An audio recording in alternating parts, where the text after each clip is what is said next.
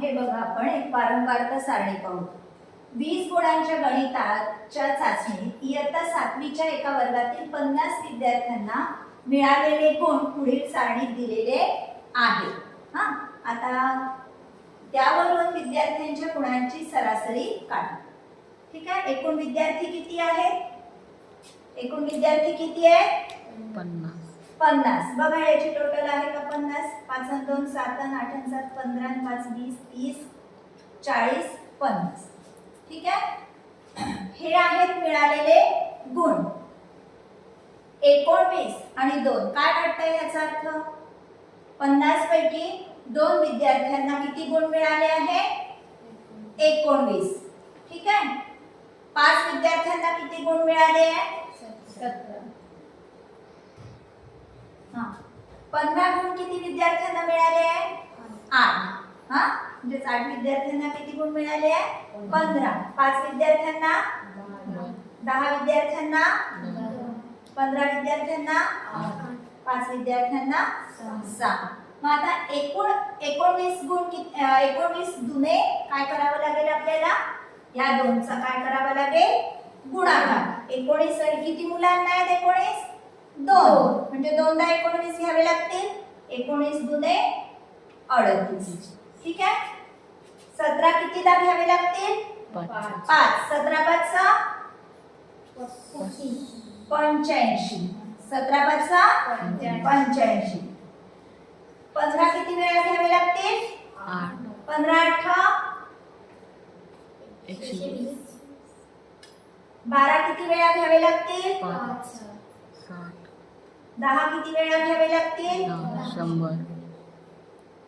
8 किती वेळा घ्यावे लागतील? 15. परत 15 8 120. आणि 6 गुण काही मुलांना 6 गुण मिळाले आहे. 20 पैकी 6 किती वेळा? 5 वेळा. 6 पंचे 30. टोटल विद्यार्थी 50. आता हे झाले यांचे टोटल गुण. 50 विद्यार्थ्यांना मिळालेले गुण.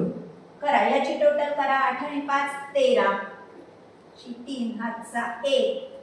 8 आणि 4 12. 2 14. 6 20. 20 आणि 5 25. 2 2 3 4 5. एकूण किती गुण मिळाले? म्हणजे एकूण गुण किती झाले? 553. 553 काय आहे? एकूण गुण. पण किती मुलांचे? 50. किती गुणांचे? किती मुलांचे? 50. मग काय करावं लागेल? याला सरासरी काढायला किती भागावं लागेल? 50. ठीक आहे. याचं सूत्र काय होईल तयार? सिग्मा. याला काय म्हणतात? एकूण सरासरी. एवढ्या जणांची सरासरी म्हणजे याला काय म्हणतात? असं चिन्ह वापरायचं. ठीक आहे. काय आहे? फ्रिक्वेन्सी चा वारंवारता. वारंवारता कशी दाखवायची? एक वननी. आणि गुण कसे दाखवायचे? एक्स वननी भागीला विद्यार्थ्यांची एकूण संख्या जी की 1. ठीक आहे. किती आलं मग आता? 50 एक 50. 50 एक 50 आणि 3 50 सखा. चला करा याचा भागाकार.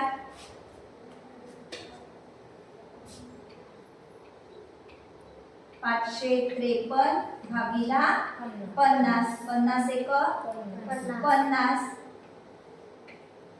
भरून घेतले 3. परत 50 एक 50. उरले 3. भाग जात नाही म्हणून काय घेतला? 0. हे 0. 5 सख 30. काय आली याची सरासरी? पूर्ण सरासरी काय आली याची? 11.06. समजला? आलं लक्षात कसं काढायचं? अशा प्रकारचे तुम्हाला दिलेले असतील उदाहरण. ते कशा पद्धतीने सोडवायचं लक्षात आलं? अशी सारणी दिलेली असेल किंवा फक्त हे इथे सारणीच्या स्वरूपात दिलेलं आहे. एखाद वेळेस तुम्हाला उदाहरणातच हे सगळं दिलेलं असेल. 19 तुम्हाला सारणी तयार करावी लागेल. काय दिलेलं असू शकतं?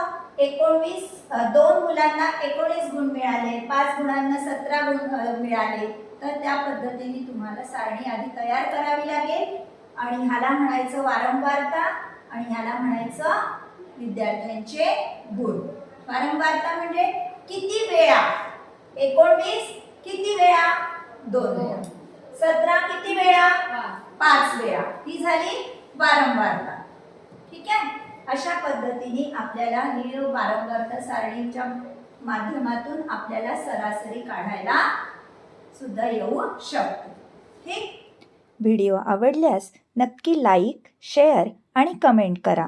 आणि हो, सबस्क्राईब केलं नसेल तर अवश्य सबस्क्राईब करा, म्हणजे मी नवीन अपलोड केलेल्या व्हिडिओजचे तुम्हाला नोटिफिकेशन्स मिळतील. धन्यवाद.